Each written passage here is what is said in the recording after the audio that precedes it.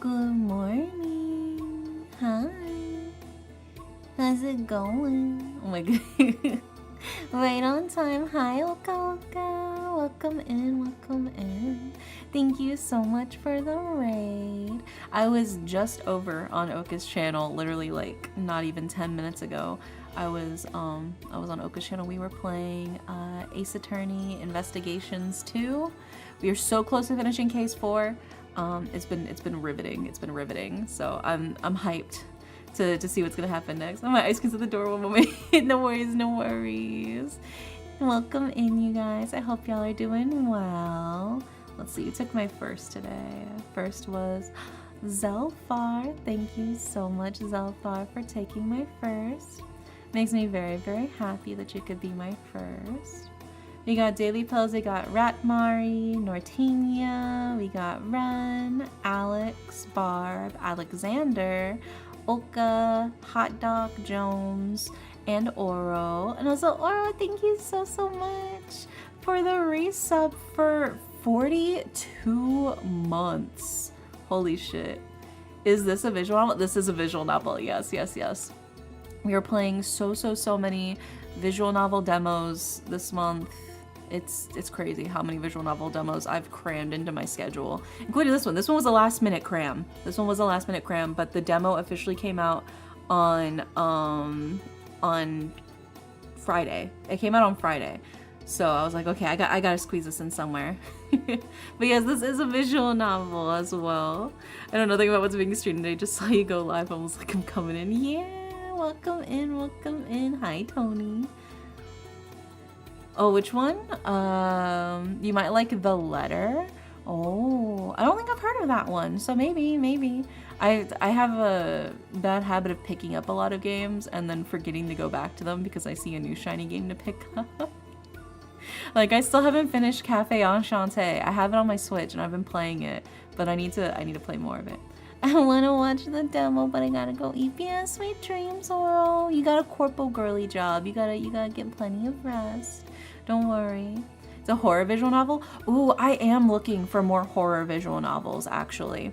I love playing horror visual novels for Halloween, for October. So I would definitely because I've played Corpse Party. I played Corpse Party for Halloween, like last year, or was it like the year before? I think it was like, I played it both because there was like multiple games. So I played like the first game, 2 games last year, and then like the year before, and then I played the other one last year. Yeah, I love horror visual novels a lot. So if you have any recs of specific horror visual novels you'd like for me to play, big fan, would love to. For sure. Yeah, now that it's like colder, I'm all here for the spooky stuff, and this one does have some like spooky elements to it apparently, so I'm excited for this. We are playing the demo for Broken Fate, and I'm hyped for it. I've been wanting to play this one. I've been following the dev on Twitter for this one as well, so I'm pretty excited. It looks really nice. So let's let us begin. You know. Also, hi Mita, hi Wandering, hi Tony. Welcome in. This game contains unsettling themes and scenes that may cause distress to some players. It also features characters with morally questionable actions as well as romantic content. Player discretion is advised. Yeah, this one has a yandere in it, so if you can't handle what comes with dating a yandere man, then perhaps this isn't for you. But cracks knuckles, this shit's for me.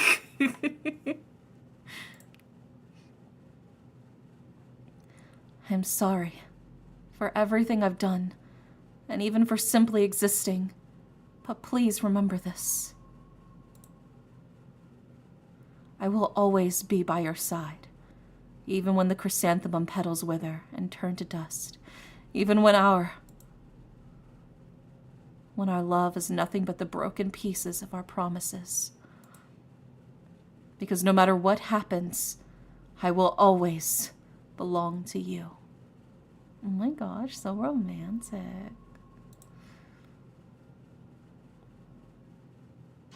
Day 1.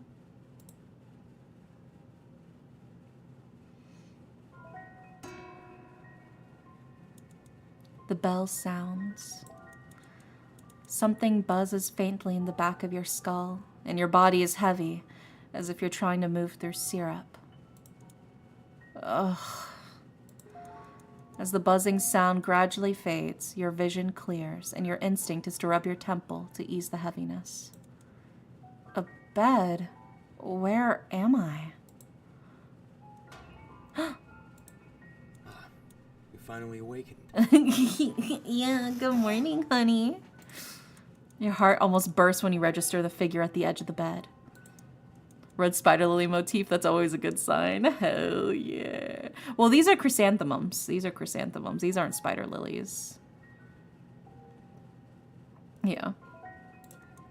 You instinctively jolt upright, clutching the blanket tight against your chest to observe him. His calm demeanor holds no sign of danger, and a soft smile blooms on his face when your eyes meet, accentuating his ethereal beauty. Hi, Obi. Welcome in. The words tumble out before you can stop them. Where am I? This is the Lotus Pavilion, our home. We've lived here together for the last year since we got married. Oh my god, we're married. But married? You're my husband? Your face suddenly gets hot from that notion. Oh man, I bagged a good one, clearly. Yes, I'm Han, your husband. He states plainly and calmly, as his smile retains, as if he expected your question. The room tilts slightly in your vision upon hearing his words, and your forehead wrinkles from the pain. A sharp realization flashes. You have no memory whatsoever. You legitimately do a good job with the reading over. I'm glad. Yeah. Just think of me as your audiobook for visual novels. Of who you are, your past, of anything. Panic sets in. Why don't I remember anything? Who am I? And to your name. Dere. Your name is Dere. Did we just wake up from anesthesia?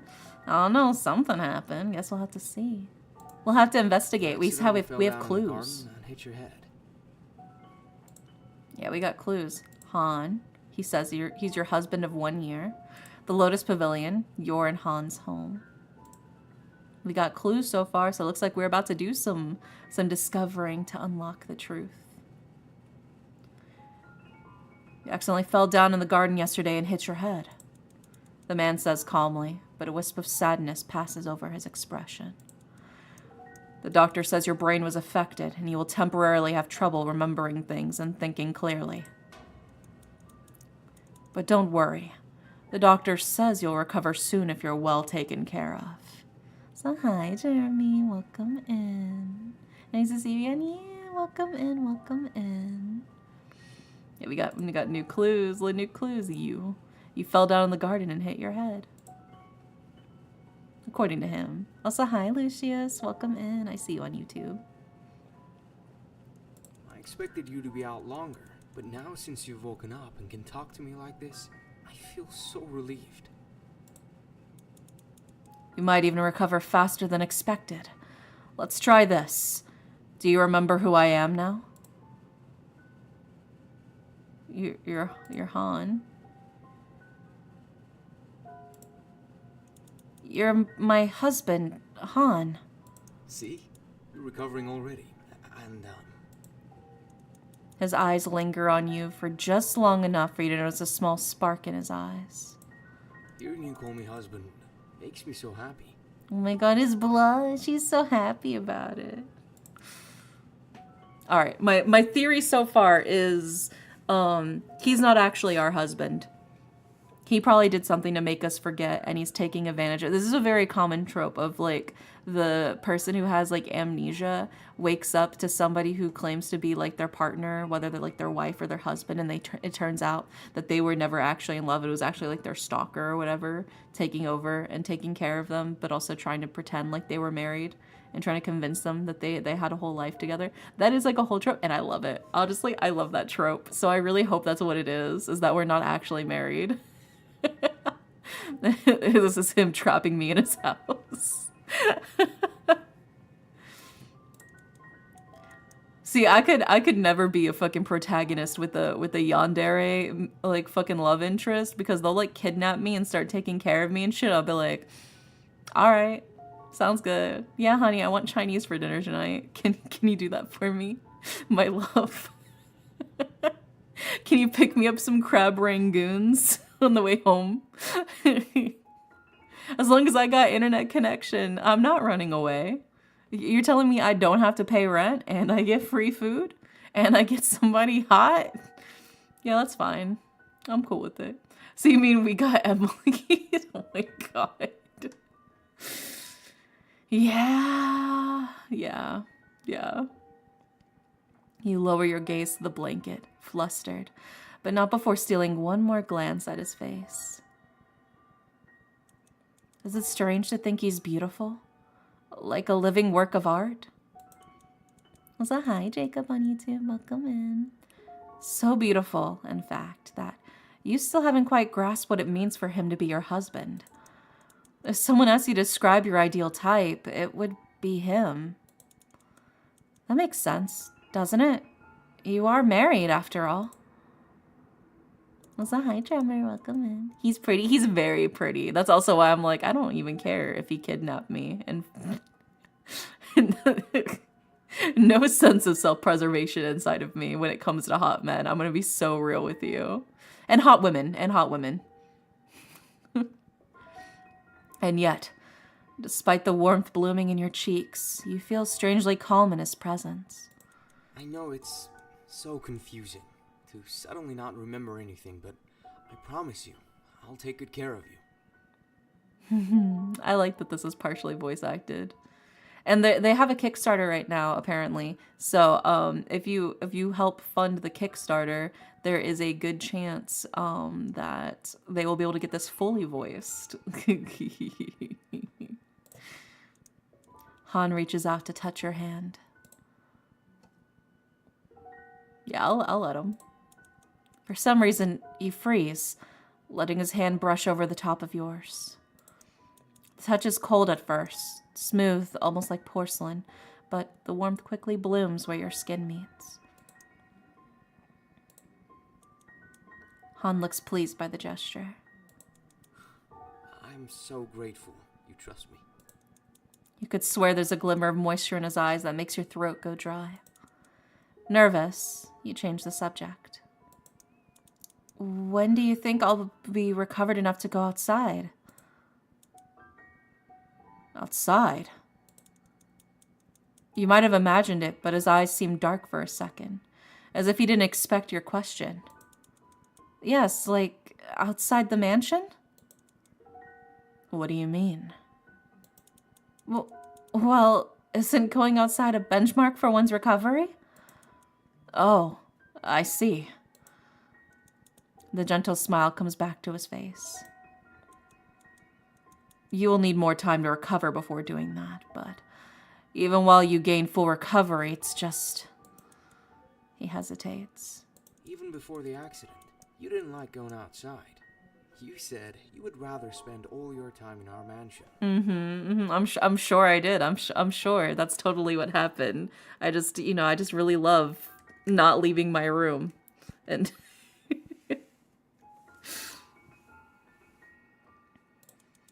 I didn't like going outside? You desperately squeeze your brain, trying to dig up any memory of who you are, but find none. Disappointed, you let out a soft sigh. Seemingly noticing your grimace, Han offers a sympathetic smile. But don't worry. If you want to go outside, I'll make sure you will recover fast enough to do so. Even though his words are comforting, something about the idea of going outside stirs a strange curiosity, like a switch has been flipped in your mind. You will? Of course I will. My priority is to make sure you're happy. But for now, you should get some rest. Han stands up from the bed. Where are you going? I'm going to my art studio to finish up an order for the merchant Lee. He's coming in 4 days to pick it up. Art studio? Yes, I'm an artist. I accept orders from all over the country. Calligraphy, painting, and my favorite, ceramic making. You're not sure why, but you blurt out the first thing that comes to your mind. You must be very talented. Without realizing that might sound like empty flattery, you bite your lips. I'm sorry, I don't know what your art looks like, but I just mean, I have a feeling that you're good at it. But instead of a wary expression you expect on Han's face, all you can see is a light shade of rose rising over his cheeks. You do think so? That makes me very happy. I'm going now. If you need anything, just call me. He looks back before stepping out the door. I hope you'll be easy on yourself walking around the house. The garden is slippery this time of year when it rains often, and his eyes linger on you for a second. Please don't come into the studio. There are a lot of broken ceramic pieces. I don't want you to hurt yourself. Okay. Hans softly closes the door. You sit on your bed, your mind still overwhelmed by all the information you were just fed, while listening to his footsteps fade in the background. Oh my god, what if he has like tons of art and like ceramics and shit of like us, just like everywhere. It's like a shrine of art he's made of us. That'd be so good. That'd be so good. I have a husband. I lost my memory by falling. You mumble those facts quietly, as if you're still trying to register them. It's logical for you to rest and accept those facts, as Han is your husband, and he seems so caring, so perfect. But there's a voice in the deepest part of your brain, though weak, whispers out that you should be curious, that you should restore your memory. Maybe there's something in here that will give me a clue of my past? Investigation time! Let's check the desk first. Books of different size neatly stack upon each other. You mumble the names of the books one by one. The Art of Flowers, Lanterns in the Mist, a poem collection. These all seem to be art and poem books. A bound notebook with a new blue cover catches your attention. The Day-to-Day of Dare. Oh my god, the alliteration! For a horror visual novel, have you heard of Homicipher? Yes, I love Homicipher. Mr. Crawling is my husband. I love Mr. Crawling so much. Yeah, I actually played Homicipher when it first came out last year. I fantastic. God tier game. Highly recommend. Highly love it. I need to play more of it, honestly. But yes, I have. Yes, I have. I've played it. I love it so much. It's my diary. You hastily flip through the pages, desperately scanning for anything special. There's not a lot of entries, just mundane, day-to-day descriptions of what you did. Not much personal opinion or commentaries, until your eyes fall on an entry. I told Han that my favorite flower was chrysanthemum, and today he surprised me with a garden full of them in our backyard, planted in secret, all by himself. For that, I thank the gods by blessing me with such a loving husband. Okay, so he actually is our husband, I suppose. Your heart feels warm upon reading. Han truly is a great husband, isn't he? As you flip through the pages again, something falls out of the back of the book. A letter. To my esteemed friends and respected acquaintances. With heavy hearts, I write to inform you of the passing of my beloved parents, who departed from this world peacefully on the same day. I humbly invite you to attend the funeral rites to be held on the first day of July, to honor their memory and pay final respects. Your presence would bring comfort to my grieving heart. With sincerity, Dare. Okay, so my parents are dead. That sucks. My parents? Are they dead? You feel a sharp ache throbbing in your chest. That you don't know them, or more accurately, have no memory of them. The thought of your parents no longer being alive is almost too painful to bear. It's as if your body still remembers the grief your mind has forgotten. You sit there in a daze, lost in those thoughts and feelings, until something starts to tug at the edge of your awareness. Both the letter and the notebook, though the characters are legible, share a certain unevenness, a lack of precision. It's subtle but unmistakable. Almost as if the person who wrote them, you, was left-handed. You look down at your hands. But I feel like I'm right-handed. Strange. Okay, so somebody who's a lefty wrote those. Oh my god. Is he a lefty? Check the wall. You take a closer look at the artwork lining the walls. Paintings and calligraphy rolls of various sizes are carefully arranged, each adorned with an elegant decorative touch. Most of them feature chrysanthemums as the central motif. But wait. Tucked into the corner of a striking red scroll, you notice something unusual. Tiny markings that don't resemble poetry at all. These are numbers. You murmur the digits out loud, trying to piece together as you read.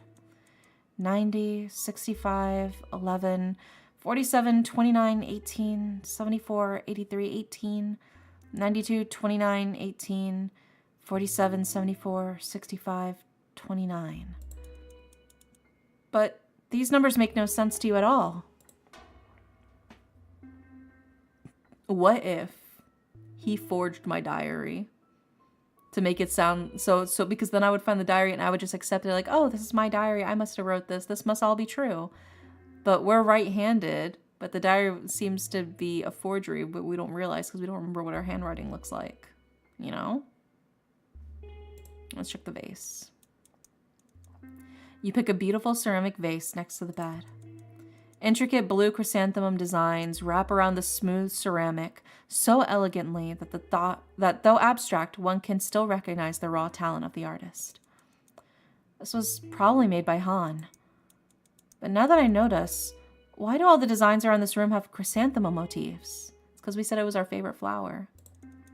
Aren't chrysanthemums the flowers commonly used for funerals? Suddenly, an overwhelming pain bursts in your skull. Ouch! The ground spins and you clutch the edge of the desk to stabilize yourself. Your mind is empty from the intense pain. Footsteps are rushing into the room. Dare! You fall down, but Han catches you.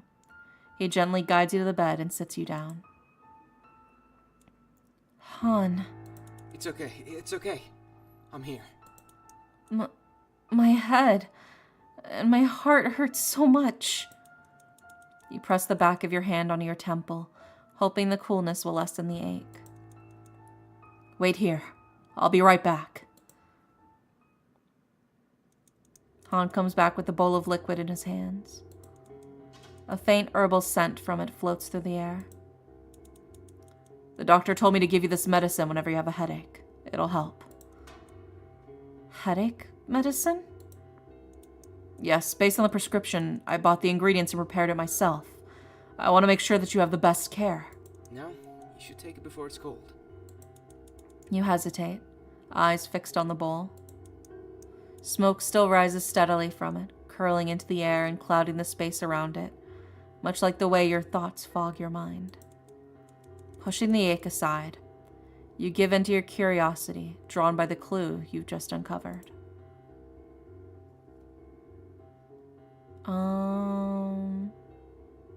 The medicine?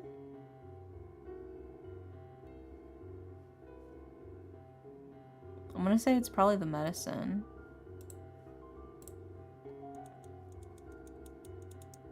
I made this medicine just for you based on the doctor's prescription. It'll help your headache.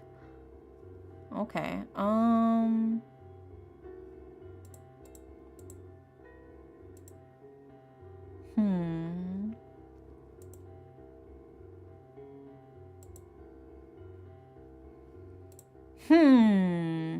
Which one do I inquire about? Maybe the handwriting? The writing on the desk. There's something wrong with it. What are you talking about? Han's face remains calm. Too calm. His soft smile still blooms gently, like it always does. Unchanging. Serene. And for the first time, it makes your skin crawl. That smile. Why does it feel so out of place now? The headache presses deeper, like a vice tightening against your skull. Ugh. It makes it harder to think, harder to stay grounded. They were written by someone left-handed, but look at me, I'm right-handed. You lift your hand instinctively, almost as if to prove yourself. The pen felt natural in your right hand.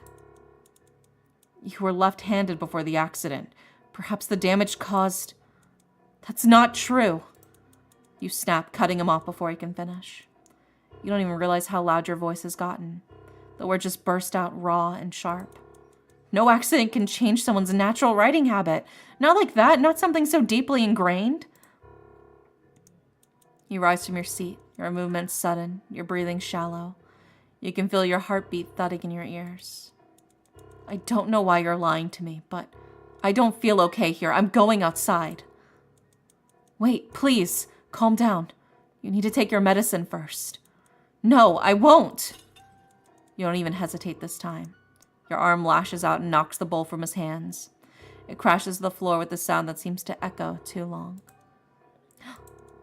Ceramic shatters into countless shards, and the dark liquid spills out in slow, deliberate rivulets across the wooden platform, seeping into the grain like something rotten. Han doesn't move. He only stares at the mess, and then you. His voice trembles. Please, you need to take your medicine. He sounds desperate, but it only makes you more uneasy. A part of you still wants to trust him, but another part, buried deep, is trembling and screaming to run. I need to get out of here. You clutch the edge of the doorway for support. The world feels off balance, like the room itself is subtly tilting. But you grit your teeth and push past him, determined to reach the door. But just as your foot crosses the threshold, a bolt of pain explodes through your skull. Your knees buckle. You hit the floor hard, the breath knocked out of your lungs. Your limbs twist uselessly beneath you, spasms overtaking your body. Ugh! You can't breathe. You can't think. All you can do is gasp, your chest convulsing as though your body is trying to remember how to live. Your vision blurs, the room spins, and through the haze, you see them. The shattered pieces of the bowl scattered like chrysanthemum petals on the floor. Above them, Han stands, motionless. You need to take your medicine. His eyes glossy and tears stream down his face, but he doesn't come closer. You see the agony carved into his delicate features. And then, everything goes dark. You fade into the void of oblivion.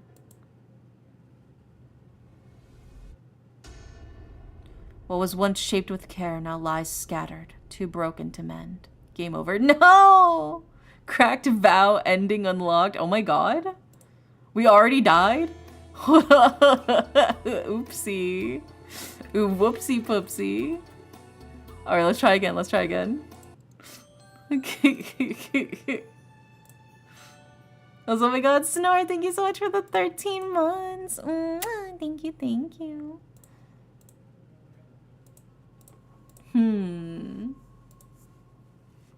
So I think we discovered too quickly, and then that fucked us up. We got too suspicious.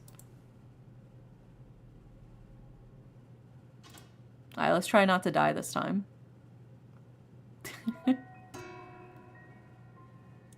Yeah, we immediately died. Whoopsie poopsie. Okay. Alright, we're gonna skip to... Who are you? Your husband. Let's skip through. We've been married for a year, and we live in the Lotus Pavilion. And then our name is Derry. Alright. I expected you to be out longer. But now since you've woken up and can talk to me like this, I feel so relieved. Yeah, death speedrun, I know oopsie. it's so confusing to suddenly not remember anything, but I promise you, I'll take good care of you. Alright, we'll let him touch our hand. Alright, let's go ahead and save, I think. Can we save or can we not save? I don't know if we can save.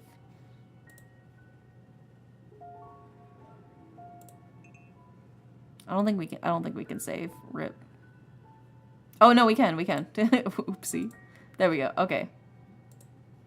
Okay, we can save. Let's get to the next. Please don't come into the studio. There are a lot of broken ceramic pieces. I don't want you to hurt yourself. Okay, all those things that we got. Now, you should take it before it's cold. You want to ask Han about the numbers?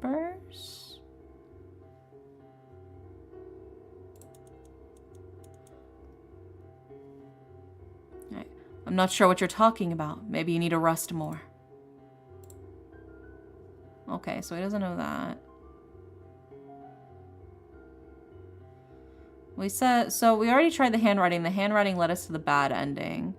So maybe my parents? Can you tell me about my parents? Your parents? A trace of uneasiness grazes Han's face. I saw a letter about their funeral. I see. It'd be natural for one to be curious about their own parents. Han gazes at an unseen point in the room. His lips press into a quick, almost sad smile before speaking. They both passed away from getting a contagious lung infection very soon after I moved to the Lotus Pavilion. You moved to this mansion? Does that mean it's not your family's? No, this mansion is your family's. I was merely a poor son-in-law who had nothing to his name but his artistic talent and his love for their daughter.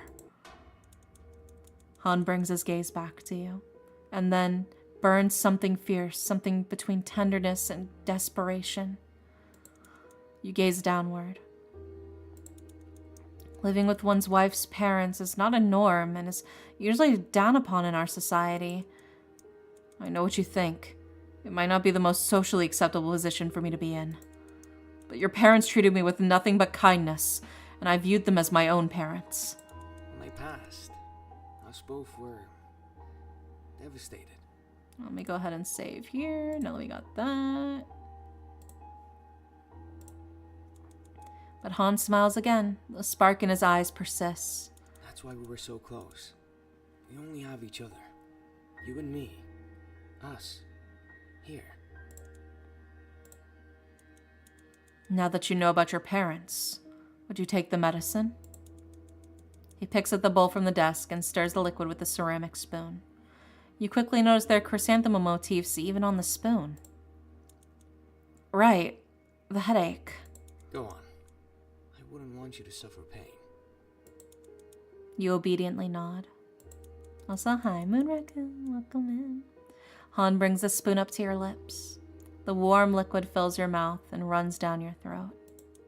Your tongue involuntarily savors the bitter taste with a hint of sweetness. And he was right. The medicine quickly replaces the throbbing in your forehead with a feeling of ease. I hope you feel better now. It's getting late. You should get some sleep. Go to sleep. You glance down at the mattress and the realization hits you.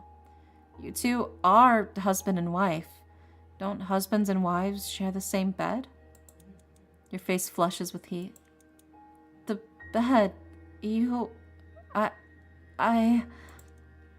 Oh, that? Han's face also flushes with a rosy shade, but he quickly smiles and waves his hand. Don't worry about me. You and I shared a bed, but for your comfort, the bed is yours for now. I'll sleep in the studio. You will? Is that all right? Of course.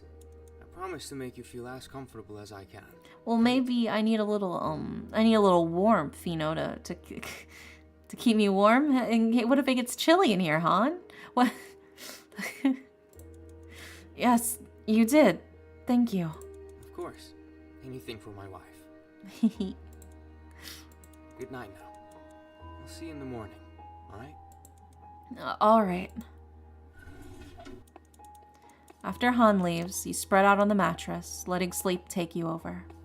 The smell of herbal medicine still gently weaves through the room.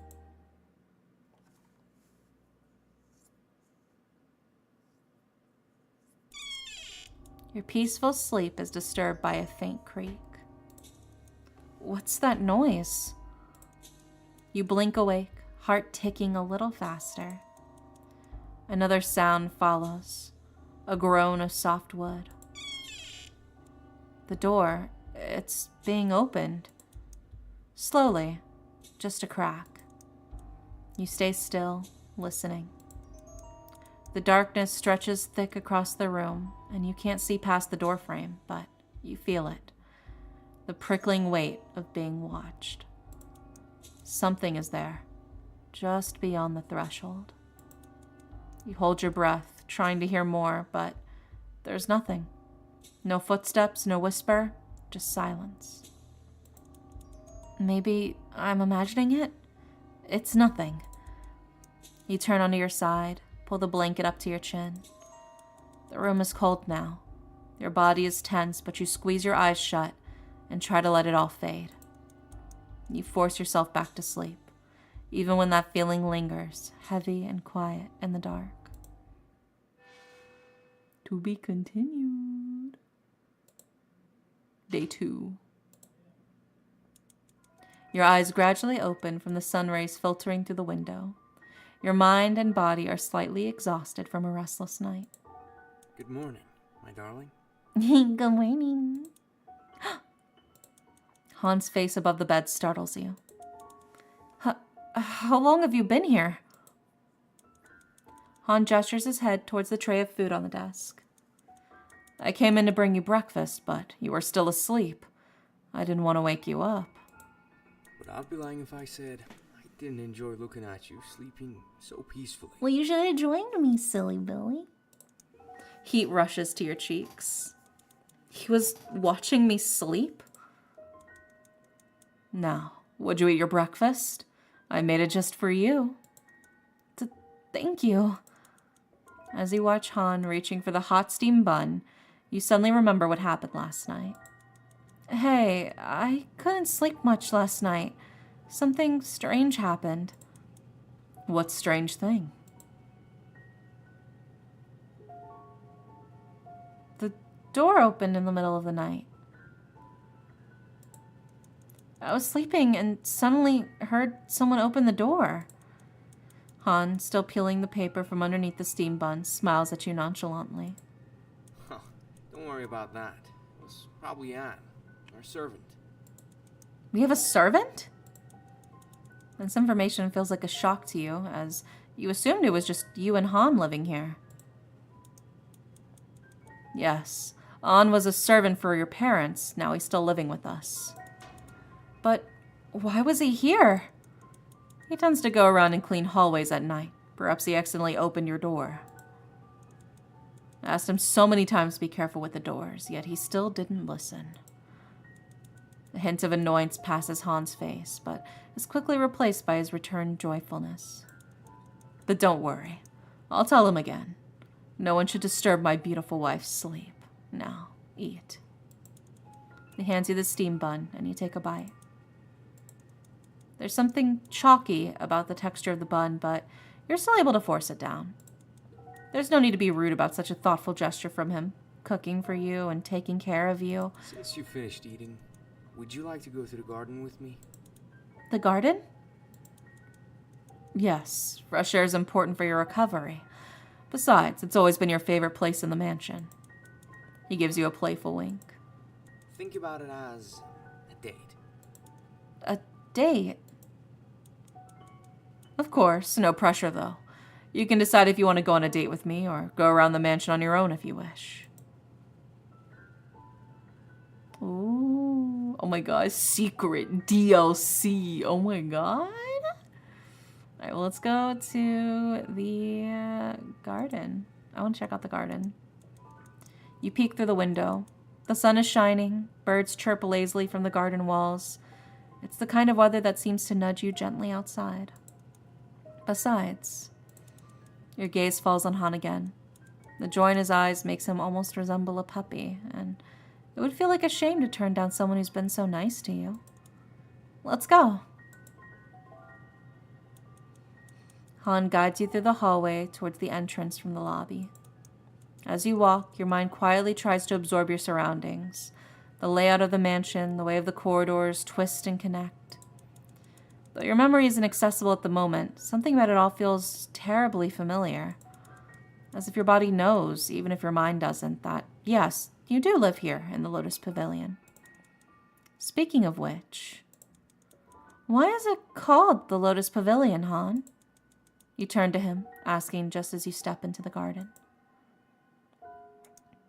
All I've seen around the house are chrysanthemum decorations. Oh, that, well, before your parents passed, they used to decorate the place with lotuses. I heard your mother especially loved them, but... Han hesitates. His eyes shift towards you, studying your reaction. After they passed, I personally asked the servants to change everything, because you like chrysanthemums. Just because of me? Isn't that a little... disrespectful to the previous owners? To your parents? He gives a small shake of his head. No, I don't think so. If your parents were alive, I'm sure they would have approved in a heartbeat, because... He turns to you, fully now. His hair catches the sunlight, strands glowing like gold. Isn't that proof I love their daughter very, very much? His eyes meet yours, bright and unwavering. Your throat tightens into a small knot. You're not sure how to respond. Oh, let's go ahead and save as well. There we go. And yet, your chest flutters. Something in you recognizes the sincerity in his voice, whether you want to or not. I'm sorry I can't remember anything, or thank you. We'll say you frown as your chest slightly tightens. You don't recall, so you can't return his affection, at least not yet. You're sure that whatever you and Han had once must have been something wonderful, judging by how tenderly he's caring for you. Did he kill our parents? I mean, it's a possibility. I don't think we can rule that out quite yet. But part of you is still tangled in confusion and weight of memory loss. And the other part, how do you even explain it? It's the unease of knowing that his love meant for a version of you that you can't access. Yet, instead of the disappointment or frustration you brace for, Han's smile remains, gentle, unshaken. It's okay. It really is. Please, don't be so hard on yourself. I can wait for your memories to return, no matter how long it takes. He pauses, then adds with a softer voice. And while I wait, I can always make new ones with you. He gestures towards the tray of tea already set on the table, inviting. Steam curls into the air, and its scent mingles with the scent of fresh grass. You both sit down at the bamboo table, and Han reaches for the teapot.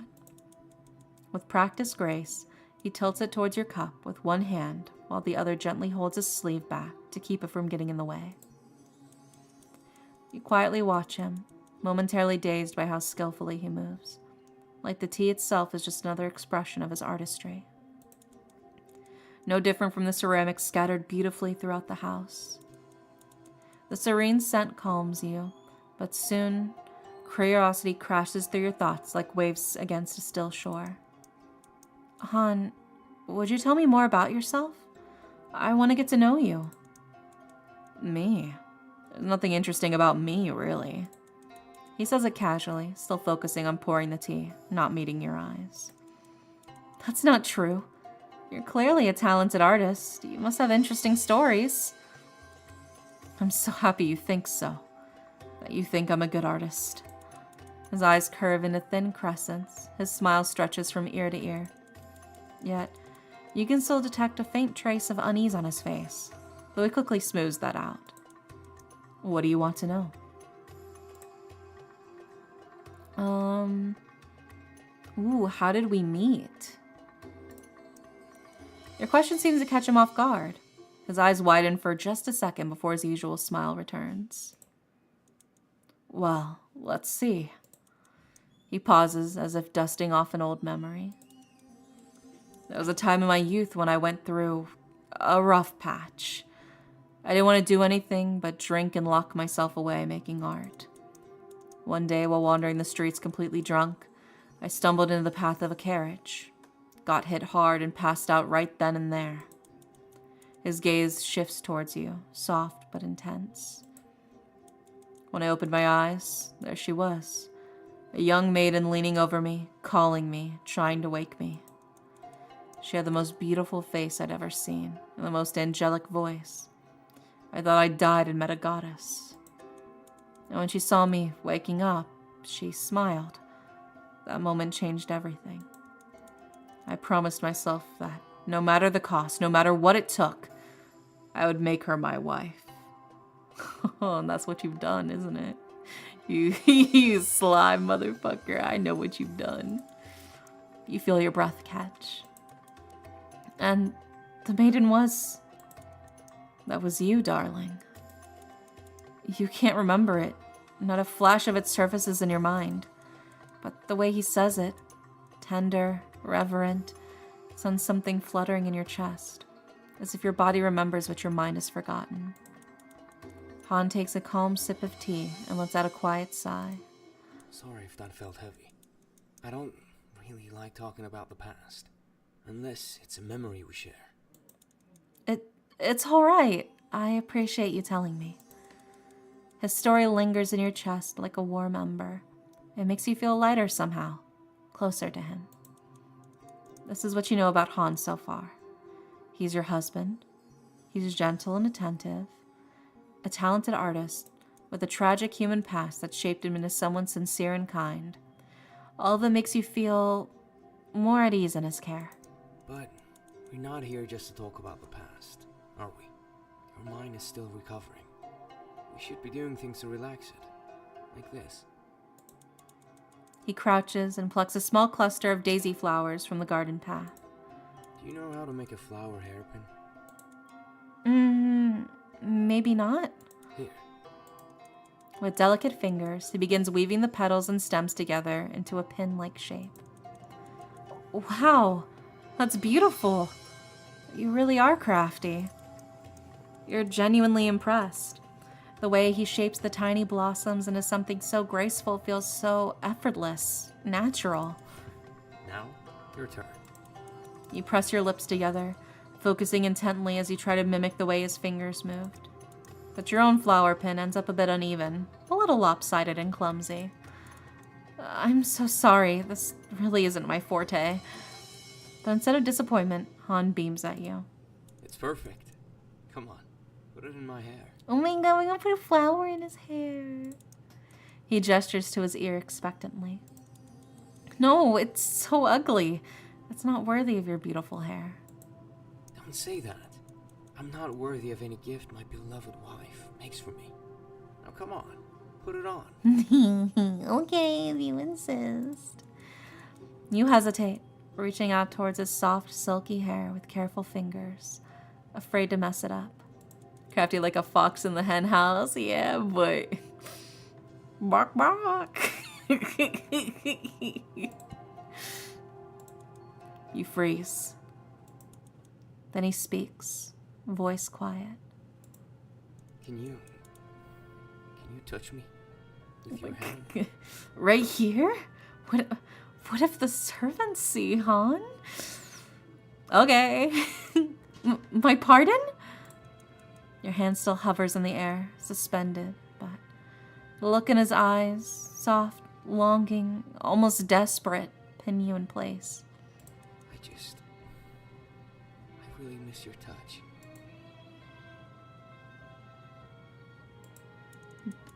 His request, though sudden, carries a strange magnetic pull. You wonder, would it really hurt to touch him? Just once, with your bare hands? Okay. Look at him, he's so happy. He is so happy. You reach for his cheek and he leans into your touch, obediently, as if he's been waiting for this moment forever. The instant your skin meets his, a shiver courses through your body. A fluttering sensation shoots up your arm, spreading down your spine, a rush caught between warmth and cold, making your heart pound uncontrollably. You know what the sexiest part of him is right now?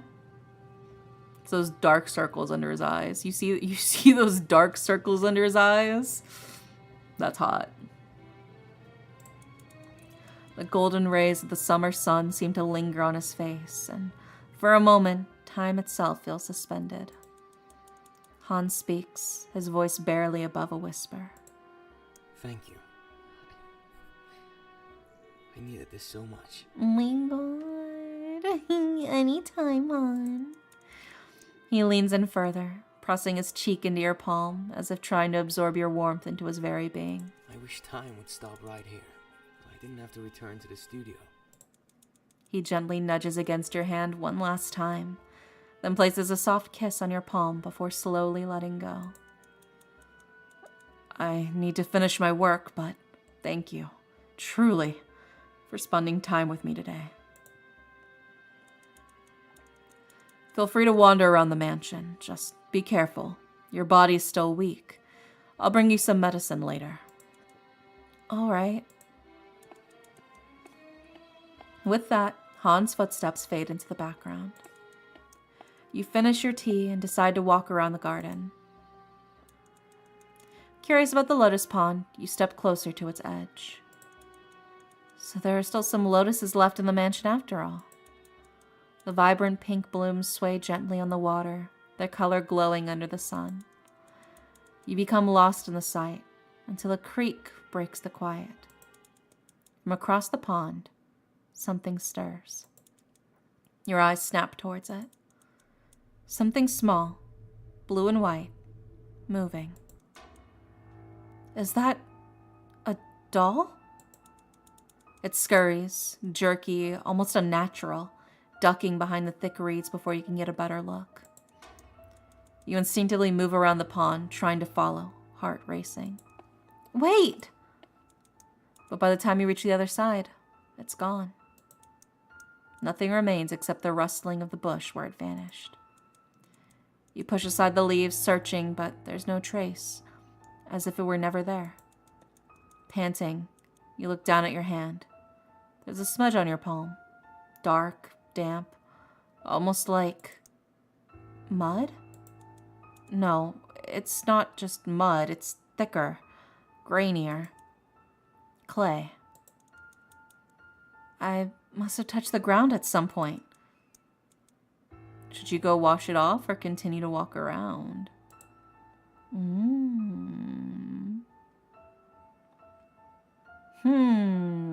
Clay. Like the clay used to make ceramics? Is he making creepy little doll minions to keep an eye on me?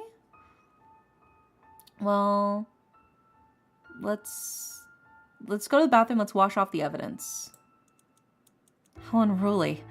I'm bothered by getting dirt all over me. You notice buckets of clean water readily prepared in the corner of the bathroom. I must have prepared this for me. After filling the tub, you take off your clothes and submerge yourself into the water. The coolness envelops you, easing the summer heat and tension in your shoulders. You relax. In the corner of your eye, you notice a shovel hanging on the wall. Strange. Why is there a shovel here? You shrug. Who knows? It'd be too much to have things super organized all the time. You start scrubbing the clay off your skin with the loofah made from a dried squash. But no matter what you do, the clay does not disappear. What the hell? You scrub harder, panicking. Get off me! You're determined to scrub even harder until the loofah scratches you and then scrapes you. Blood starts to flow from the cut on your skin, yet you don't feel pain at all. Oh my god, we're about to die, aren't we? Again. You feel your head heat up, panic rising in your throat. Crimson red liquid begins to seep into the water, but for some strange reason, that only makes you panic and scrub even harder. You need to get the dirt off your skin. And quicker than you know, the tub is filled with red. Huh? Oh my fucking god, we fucking dead. You jolt awake, gasping for air. The water around you is still clear. It seems like you were dreaming. You blink rapidly, heart pounding. The clay on your skin, gone. No blood, no dirt, just your bare, clean skin. Was that a nightmare? You sigh deeply, pressing a hand to your chest to steady your breath. Slowly you rise from the tub and reach for the towel. The fabric brushes softly against your skin as you dry yourself off, your fingers still trembling from the lingering panic. As you move to grab your robe, something on the wall catches your attention. Beautifully painted scrolls line the tiled walls. Their silk fabric smooth and rich with color, detailed scenes of mountains, gardens in bloom, birds in flight, and elegant deer. You step closer, eyes drawn to the bottom corners of each scroll. There, in elegant calligraphy, is a name. Your name. Again, it's my name. These paintings are beautiful. Even the calligraphy characters are neat, as if drawn by someone masterful. Were these made by me? After putting on your clothes, you lethargically walk back to your room, thoughts about what you saw boggle your mind. If those paintings you saw were truly yours, you must have been a wonderful painter. And though that notion is something that deserves to be celebrated, you hate yourself for not remembering anything about your past, about the person you were. Yeah, it was just a nightmare. It was just a nightmare. What if those memories never come back? Would you lose the version of yourself from before the accident? As you enter the bedroom, a familiar figure has been waiting for you. Han, what are you doing here? I'm here to bring you medicine. Han raises up the bowl of medicine in his hand. He casts a slow gaze towards the window, where the sun's rays have waned into a glowy red sunset. I guess it's time already. Han slowly approaches you. How was your day? Did you have fun exploring? Fun? Sure. Your mind drifts to the events earlier today. It was a strange day, to say the least, and you've become even more confused. What's wrong? You look unwell. Well, it's just... We should probably save. You really want to ask Han about the doll? Probably. I don't think we should bring up the... I don't think we can bring up the painting. Let's choose the doll. I'm not sure what you're talking about. Maybe you need to rest more. Okay, about the servant then? No, okay.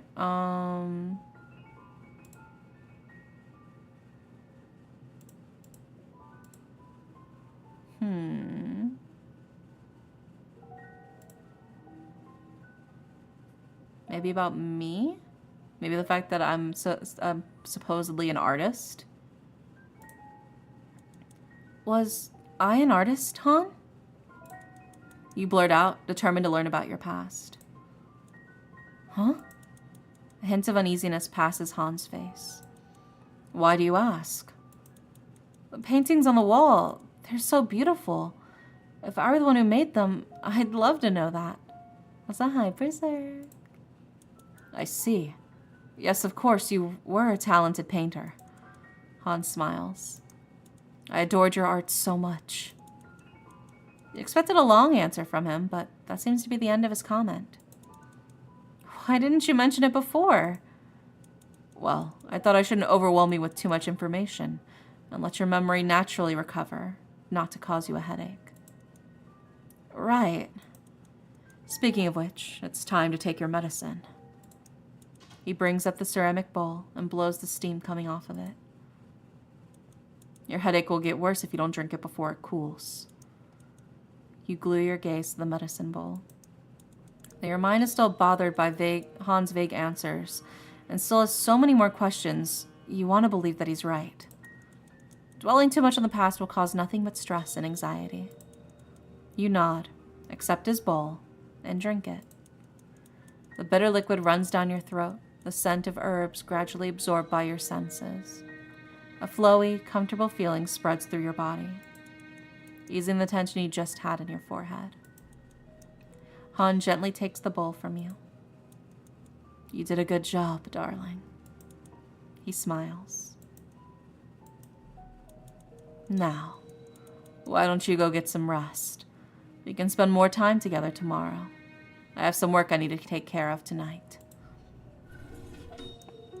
The moment Han leaves the room, you flop onto the mattress, letting the coolness of the blanket devour your whole body. Your mind runs wild with several questions and suspicions, memories that don't align, paintings that feel both yours and not yours, and the ever-present bitterness of the medicine. Thoughts churn restlessly until they tangle and blur, tugging at you with quiet whispers. Your mind, still tangled in doubt, finally exhausts itself. The handwriting on the paintings is different from the handwriting in our journal. So I think that absolutely confirms that that's not our handwriting in the journal. And slips into a nice, mellow sleep.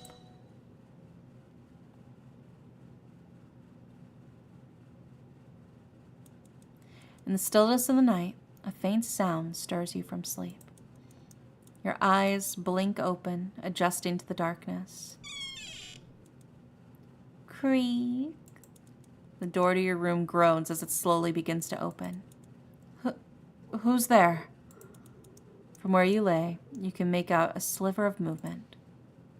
It's the little doll. It's so cute. Look at him. He's a little guy. A small shadow casts across the wooden floor, stretching closer. Just imagine, picture this if you will. You're in your bed. You're alone. You have no memory of anything. You wake up in the dead of night. You hear your door creak open. And then there's just like a little shimedere at the door, looking at you, staring ominously. One of my little shimaderes that's crawling on the screen is just standing there, menacingly. Your breath catches. It's the ceramic doll, the same one you saw in the garden. You start to push yourself up, heart thudding. But the moment your eyes meet its hollow's gaze, it begins to tremble. Crack, crack, crack. It shattered. With a violent shudder, the doll splinters apart, exploding into hundreds of jagged clay fragments that scatter across the floor like broken teeth. You freeze, chest tight, pulse racing. What should you do? Go inspect it. You throw the blanket off and step out of your bed, your legs shaky beneath you. Each step towards the shattered doll feels heavy, like you're wading through a dream. But when you reach it, you freeze. There's nothing. No doll. No broken pieces scattered across the floor. You blink in confusion, your hand reaching out to touch the smooth wood on the floor, half expecting it to crumble beneath your fingers. There's no trace that anything was here. That's the end of the demo! No! Alright, we gotta see if we can die again. Let's look at the CG gallery. Look at he's beautiful. Alright. Let's see. What endings? So we got the Cracked Vow ending. There seems to be Fired Heart, Crimson Bloom, Wilted Bride, Burned Petals, Broken Pieces, Blossom Sealed, Ghost Porcelain, Gilded Fracture, Bloom Fade, Brittle Wind, Last Bouquet, Moonless Night, Forbidden Fire, Silent Kiln, and Frostbud. Dude, I look white as fuck. Alright, continue. Let's load from maybe here? Yeah, we just gotta... Let's see what else. Maybe the servant? Can we? I think the only option we have is...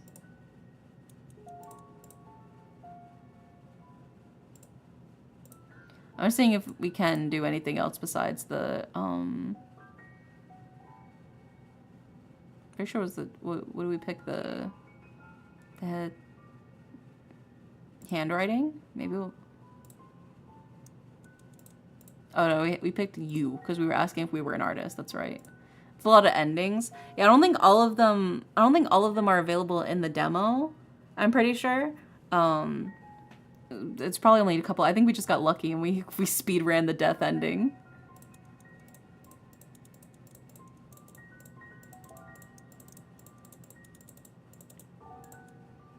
Alright, let's speed run. Call for Han's help. Your voice trembles as you cry out. Han, help! The room remains still for a breathless moment, then urgent footsteps approach. What's wrong? What happened? You point a shaking finger towards the doorway. The door. There was something. Someone. I saw the doll. Han's gaze sweeps across the floor. Then slowly he steps closer, crouching to examine where you point to. There's nothing here. His voice is calm. What? There are broken pieces all over. Wait. You look, but all the broken pieces are gone.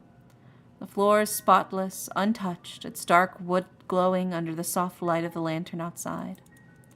I swear, I just saw it. Are you sure it wasn't just a dream? No, I was awake. I saw it. The doll from the garden, it was standing right there. Han rises, walking to your side. You must be under a lot of stress. The medicine might not be strong enough to keep the headaches and the visions away. I'm not hallucinating. Let's not jump to conclusions tonight. You've had a long day. I'll have this door fixed tomorrow. But... Please, get some sleep. His voice is low now, but firm. He turns to the door. Still catching your breath, you murmur softly. Han, I'm scared. Will you stay with me tonight? Han turns back. Yeah, Han, I think I'm seeing ghosts. I'm scared. Please stay with me tonight. Stay with you? You didn't realize how your question might have sounded to Han until you noticed his eyes widening and his cheeks slightly blushing. I'm sorry, I didn't mean it like that. Your cheeks also turn red from the embarrassment. I'm just scared. For the last 2 nights, I kept waking up in the middle of the night. I don't feel safe. It's okay if you sleep on the bed and I sleep on a mattress on the floor. You stammer. Your throat feels dry, and your mind silently curses itself for having said such a thing. But Han seems amused by your embarrassment. He smiles softly. It's all right. You don't have to explain yourself, darling. Whew. Whew. He takes a quick glance at the door before looking back at you. I have a lot of work at the studio, but how can I turn down staying with my wife? He chuckles. And what kind of husband would I be if I let my wife sleep on the floor? Yeah, come cuddle me, Han. I'm so scared. You gotta give me your warmth too. I'm so cold. Brr, I'm so cold, Han. Han locks your eyes with an intense gaze. Under the flickering light of the lantern, it's too much to bear. Of course, I'll do anything to make you feel comfortable. So what do you say about our sleeping arrangement? Oh my god. Can you stay close to? It requires the full expansion pack DLC. Oh shit. You can sleep on the bed. This is the end of the demo. Damn. That's where it ends right there. Damn. Okay. What else can we load from? We can probably load from here. When they passed, us both were devastated. Good night now. But I'd be lying if I said I didn't enjoy looking at you sleeping so peacefully. Okay, let's do, I think someone was watching me. I was sleeping suddenly and suddenly heard the door open. Han, still peeling the paper from underneath the steam bun, smiles at you nonchalantly. Huh, don't worry about that. It was probably Anne, our servant. We have a servant? Yeah, okay, so we have all of this. Anything else? Anything new? Think about it as a date. Oh, we need to check out the living room. We haven't gone to the living room yet. Let's see what other clues we can get from there.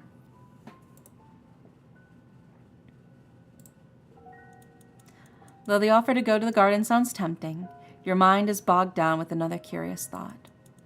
What's the inside of the Lotus Pavilion like? I'm sorry, Han. I don't feel like leaving the house today. Oh no, he's so sad. Han gazes down as if what you said hurt him. His eyelashes almost touch his cheeks, making you instantly regret your decision. But his gentle smile comes back fast. Of course, I understand. You must still feel unwell. Standing up, he picks up the tray of finished food. Well then, I'll go back to work on my ceramic piece for Merchant Lee. Oh, how is that coming along? You said to cover up the awkwardness of your denial of the date. Well, it's coming along.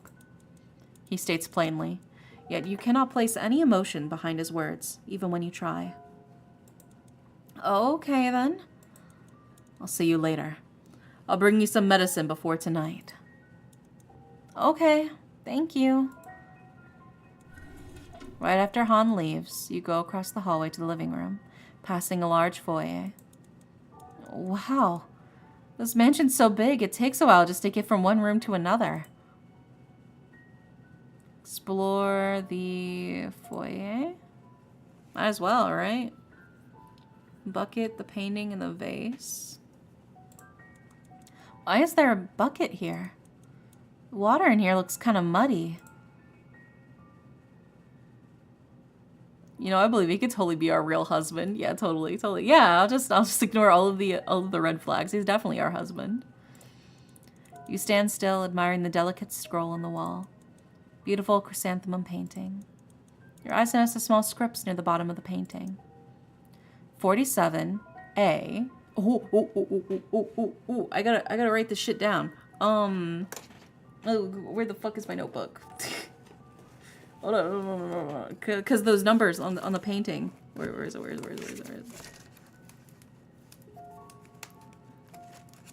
Okay. 47 is A.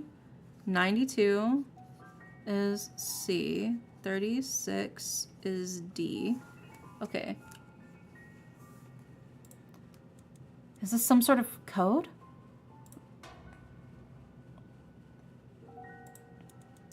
These vases are so beautiful. Also, I need to see the clue. Okay, so strange numbers on the painting is 90, 65, 11, comma, 47, 29, 18, 74. Let's see here. Wait, 74, 83, 18, 47, 74, 74, 65, 29. Okay. Now, so we know 47 is A. And then we know 92 is C. I don't see 92 on this list. Oh, no, there is 92. Oops. Where the fuck is my 92 on here? Did I forget to write that down? 92, 29. Did I just forget to write that shit down again? Oops. Oh, let me just fully erase and rewrite this. I fucked up writing this. Hold on. I'm determined. I'm gonna try and crack this cipher. Now that we have a clue, I think through context clues we might be able to. I don't know if we'll be able to fully solve it, but I think we can get some good juicy stuff happening here. Okay, so 90, 65, 11, comma, 47, 29, 18, comma, 74, 83, 18, comma, 92, 29, 18, 47, Oh wait, this is a long one. Hold on, let me write this one on a separate line. So my notebook's not that big. Okay. So 92, 29, 18, 47, 74, 65, 29. Okay, now we can go ahead and start substituting. So we know 47 is A, 47, 47. All right. And then 92 is C. C, we just have the one C. And then 36 is D. Wait, do we have a 36 in here? We don't have a 36 in here. Okay, okay, okay. Now, based off of what I know about the English language, because this is, I'm assuming this is written in English, right? E is like one of the most common vowels. So I'm going to take a guess that E is probably 18. Right? So I'm going to substitute 18 for E. Right? Because that seems like to be the most plausible. So now we have one word, which seems to be A, and then 29, and then E. So if I assume that's R, 29 is R, right there.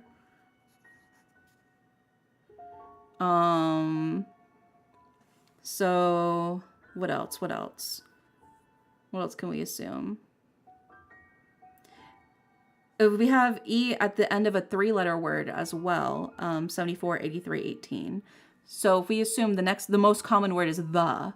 So if we assume the 74 is T, and then T, and then 83 is H.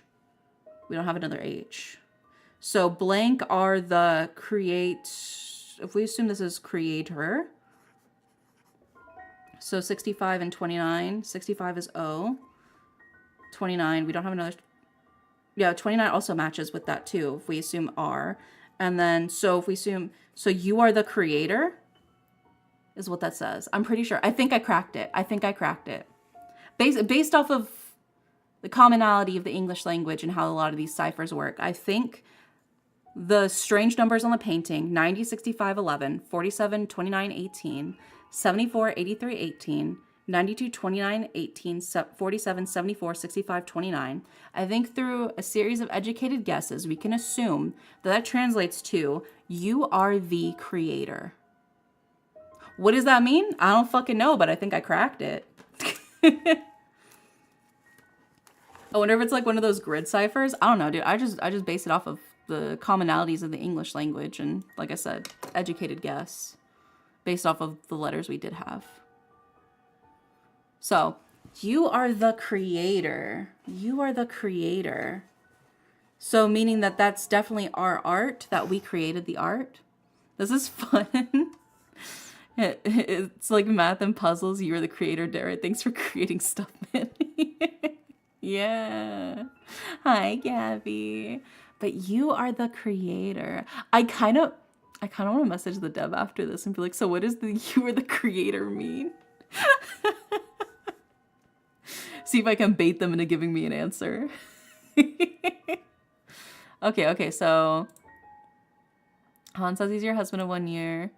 Mine and Han's home, our parents' mansion originally, and then Han moved in when we got married. We fell down the garden and hit our head, supposedly. We're also the artist of the painting, so we're also right-handed. Parents. Your parents died on the same day. Both your parents passed from a contagious lung infection. What if we're in like a mirror painting world and Han is a painting, but he's in love with us, the creator, and wants us to be with him forever? It makes me curious. It does feed my curiosity a little bit. What does our secret message to ourselves mean, right? Merchant Lane, art merchant said to come by in 4 days. Herbal medicine prescribed by the doctor to help with your headaches. Handwriting. The writing found on your desk is written with the left hand. I don't know this Han guy, but I'm already smitten. He's so sexy. I'll show you some pictures of him. Well, you'll see him soon. Servant. An was your parents' servant, now living with you and Han. Oh, okay. There's a picture of him too. These vases are so beautiful. I know I totally derailed that to try to solve that puzzle. But yet again, they have chrysanthemum flowers on them. While admiring this beautifully arranged, if slightly strange foyer, you jolt when your eyes narrow in on the ground. Oh, the footsteps. Muddy footprints stretch from where you stand exiting the room, a stark contrast even against the wooden floor. You crouch down and swipe your finger across one of the footprints. This isn't dirt. Does it feel more like clay? Clay footsteps on the ground. Curious, you follow the trail of footprints down the hallway, along the stairs, until you reach the front yard. The harsh grit of a broom scraping across the ground cuts through the quiet. A lone figure is sweeping, focused and methodical. Oh my god, it's On! Hi, On. You look fucked up, bro. Are you good? A person! Hello? Startled, the figure jerks upright and turns. It's a young man. His eyes widen the moment he sees you, and he instinctively takes a step back. Hello? Who are you? You approach with a friendly smile, but he retreats even further, putting more distance between the two of you. The young man's breathing quickens as you take another step forward. His grip on the broom tightens, knuckles whitening. Wait, hey! I'm not gonna hurt you! But your words only seem to make things worse. Panic flashes across his face, and he suddenly bolts. Hey, wait! You chase after him, boots pounding against the stone. The confusion only deepens the longer you run. Why was he so afraid? What did he think you were gonna do? He weaves through narrow turns and around corners, but you manage to keep up. Eventually, he skids to a stop near the carved pillar, realizing too late that he's boxed in. He presses himself against it, eyes darting wildly for an escape that isn't there. Look, I just want to talk. He tries to curl in on himself, shrinking back, trembling. His breath comes out in short, sharp bursts, and he makes a muffled, frightened noise, like he's trying to speak but can't. That's when it hits you. You glance over his clothes. Simple, a bit dirt-streaked, but the fabric looks like something from the household staff. And then you remember. Han mentioned someone, the servant named On? This must be him, and he's mute. Not deaf, just can't speak. You take a small step back, trying not to startle him again. On, right? I'm sorry. I didn't mean to scare you. His eyes flick to yours, unsure, but he doesn't move. I just want to ask you something. About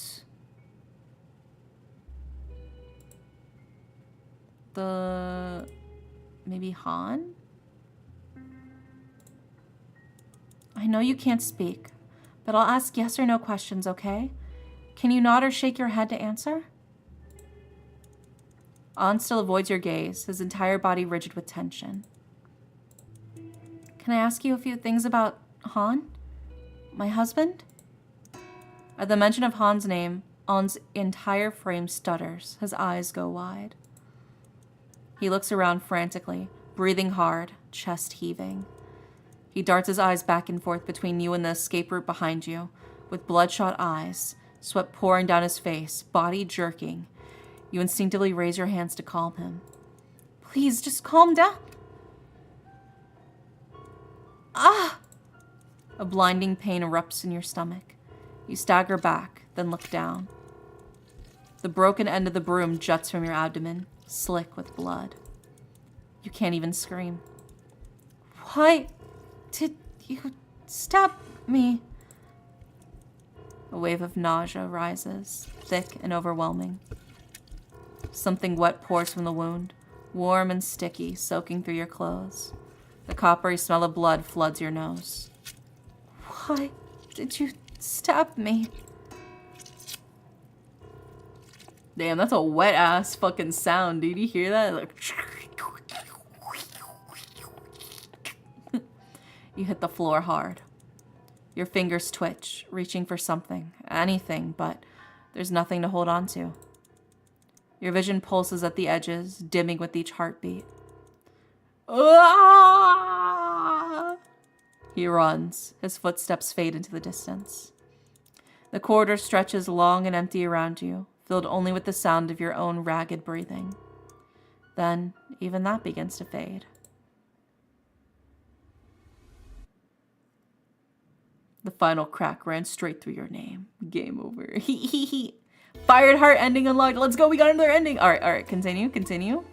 We'll go. Oh wait, no. Load. We want this one. When they passed, All right, we got. us both were Oops. devastated.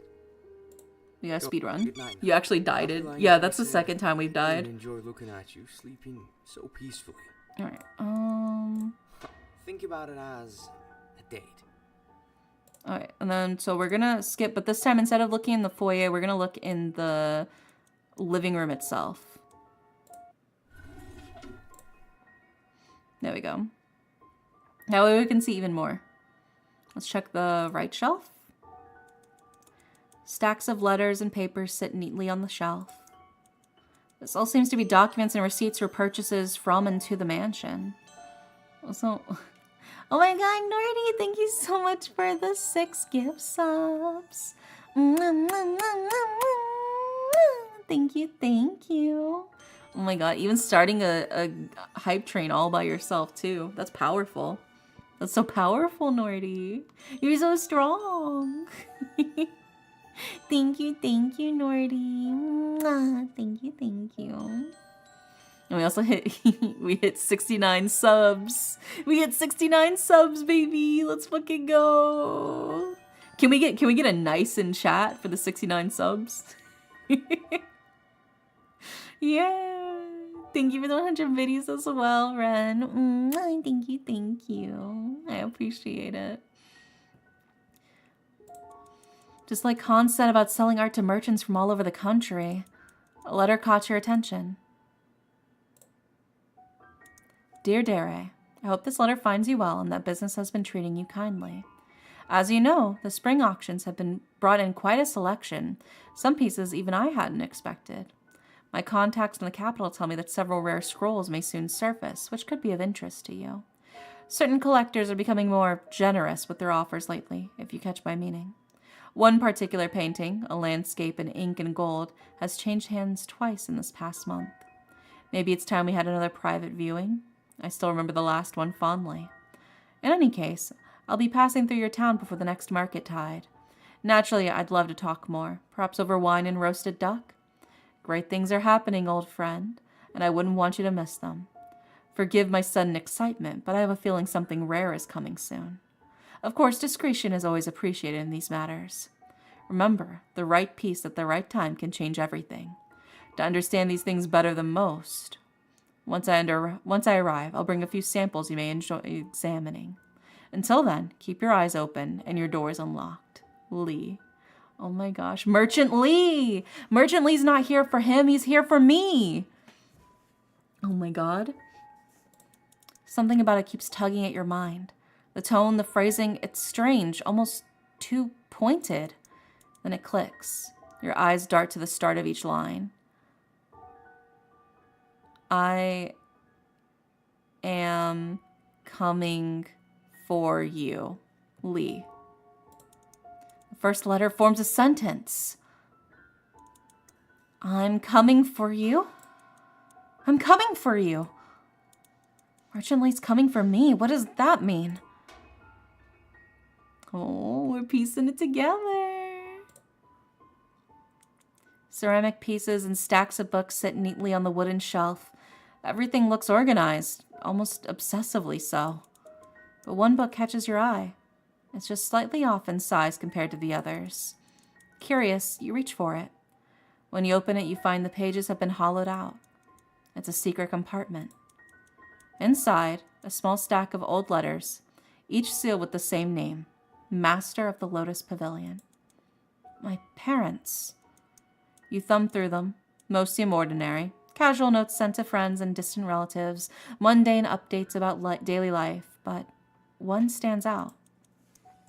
The paper is older than the rest, yellowed and dry at the edges. The ink faded to a rusty brown. To our dear brother. I'm writing to you with some news. Today, my wife gave birth to a girl. How disappointing, we both thought to ourselves. We were expecting a boy. Damn, bro, chill. A girl is little more than a burden on this family, which is already desperate for an heir. We'll be grieving our shame for a while. Don't expect us at the next family gathering. Damn, so our family didn't even fucking love me, dude. They were pissed that they got a girl instead of a boy. Is this when they gave birth to me? We're putting the pieces together. They were both disappointed that you were a girl. Merchant Lee sent you a letter with a secret message. I'm coming for you. The numbers, the medicine, the handwriting, and on. Okay. And now let's check the table. The desk is arranged with elegant care. White porcelain cups and a matching teapot, each piece delicate and refined. Judging by the craftsmanship, these must be Han's work. Oh, family, I'm ready to dispose of them at your command, sire. Yeah, unfortunately, that was a very common sentiment back then, is that men were to be the heirs, so they were always looking to give birth to boys. You settle onto the cushioned chair, running your fingers along the smooth surface of one cup, admiring its beauty. But then, something nudges your curiosity. You turn the cup in your hand and glance at the bottom. There's something imprinted on the bottom of it. Etched faintly into the porcelain is a mark, not part of the design. The pattern reads 18E. Oh, let me compare. 18E, 83H, 65O. Am I correct? Is that the correct thing? I can compare it with what I wrote down earlier. Oh my god. Okay. 18E, I did put that. 83H, yes, I did put that. 65O, so I was right. I was fucking right, dude. I was so fucking right. I'm so smart. I'm so fucking cracked, bro. Holy shit. Oh. My mind is so big and juicy and wrinkly, bro. I solved that shit, yeah. Biggest brain, dare.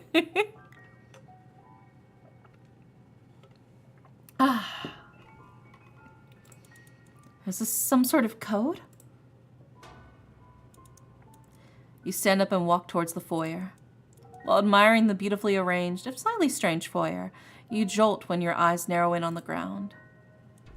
Muddy footprints stretch from where you stand, exiting the room, a stark contrast even against the dark wooden floor. You crouch and swipe your finger across one of the footprints. This isn't dirt. Does it feel more like clay? Curious, you follow the trail of footprints down the hallway to the entrance of a certain room. This must be the library. You reach out to push the door open, but... Oh! Pain lances through your head like lightning before your hand touches the door handle. The dizziness unbalances you. Your knees give out beneath you. Ugh. Strong arms catch you just before you hit the ground. Darling, are you okay? Han? Where did he come from? Seems like you've exhausted yourself. He studies you. Don't forget you're still recovering.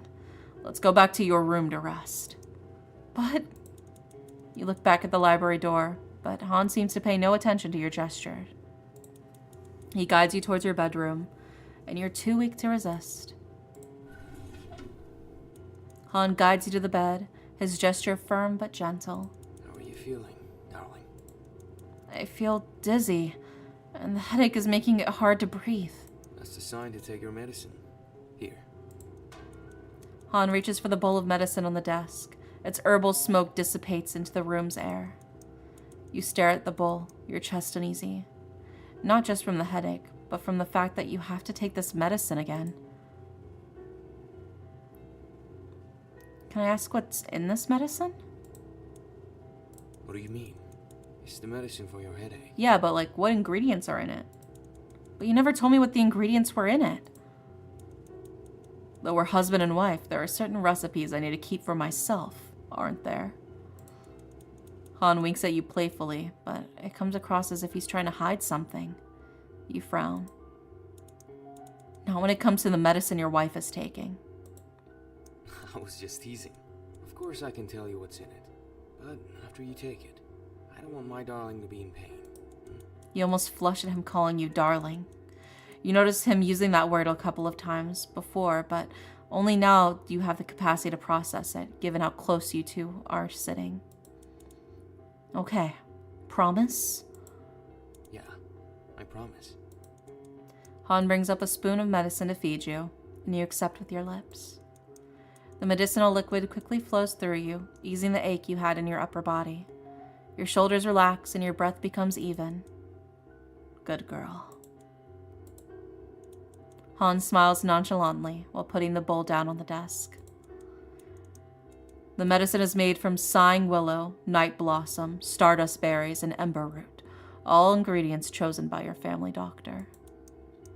Sighing willow, night blossom, stardust berries, and ember root? How come I know none of these ingredients? As if recognizing your confused expression, Han says, "These are all exotic ingredients from the western region. Their names might sound strange, but what's important is..." He reaches out to brush the fallen strand of hair from your face, tilting his head. "It works wonderfully, don't you think?" You flush again, unsure if it's because of the gesture he made itself, or because of how close you two are, and how flawless his complexion is in the waning light casting through the window. And he's right. As long as the medicine works. Han's eyes linger on you with a thoughtful, caring expression. You don't have to worry too much about the logistics of these things, because you have me. I made a promise to your parents, to you, to myself, that I would take care of you so you don't even have to touch the smallest chore in this household. Speaking of which, would you allow me to wash your hair tonight? Oh, wash my hair? Yes, you still love me washing your hair. You always said your hair is long and you hate doing it yourself, and I always offer to help. Maybe me doing it will help you recover your memory. Realizing he has a point, you have no response but to nod. Shall we? Han offers you a hand. Realizing your slightly confused look, he smiles. You don't expect me to wash your hair in the bedroom, do you? The bedroom is for other things, you know? Oh my god. He winks at you. Your cheeks feel like someone is hovering torches over them. You clumsily reach out to his hand, and he helps you get out of the bed. Wait here. Han quickly fills up the bathtub with buckets of water. The air in the bathroom gently distorts from the hot steam. The water's ready. You can get in now. You were in a daze until Han's voice calls to you. Oh, okay. You look down at your clothing, realizing that taking a bath means you have to remove your clothes. Your hands clumsily untie the belt. Your throat knots as if you were swallowing clay. Han steps towards you and halts in front of you. He looks from above. The shadow from the night covers half his face, but you can still see his smirk. You want me to help?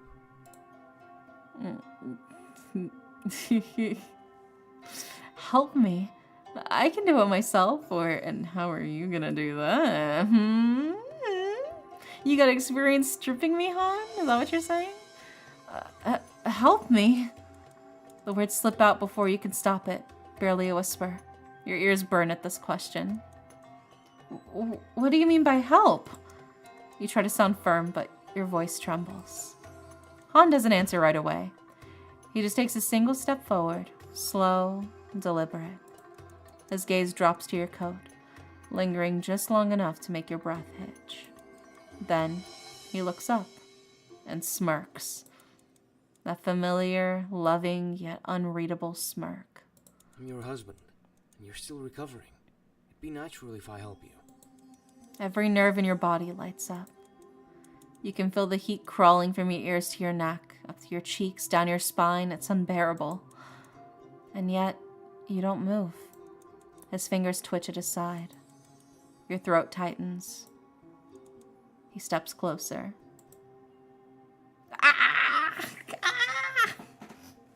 Cuts off there. That's the end of the demo.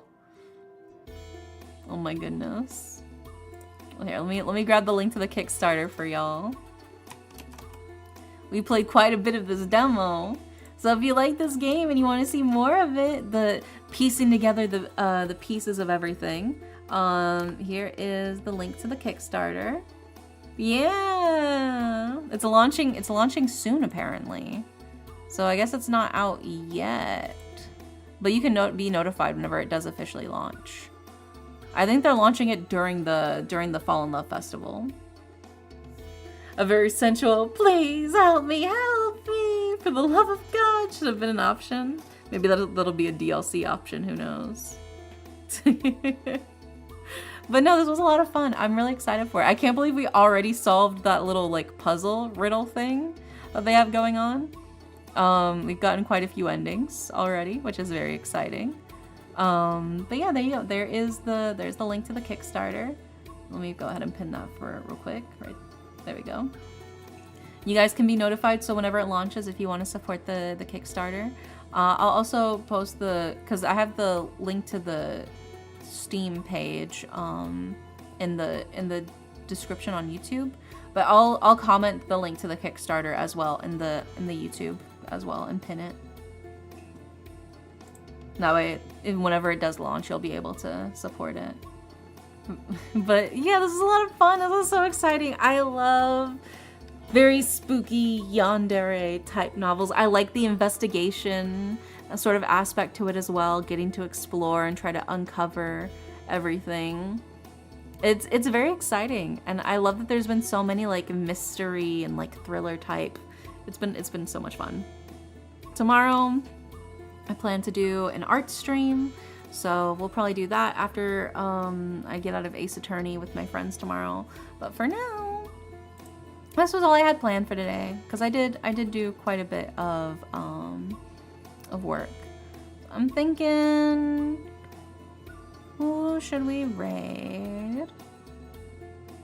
Maybe we could probably raid Harper.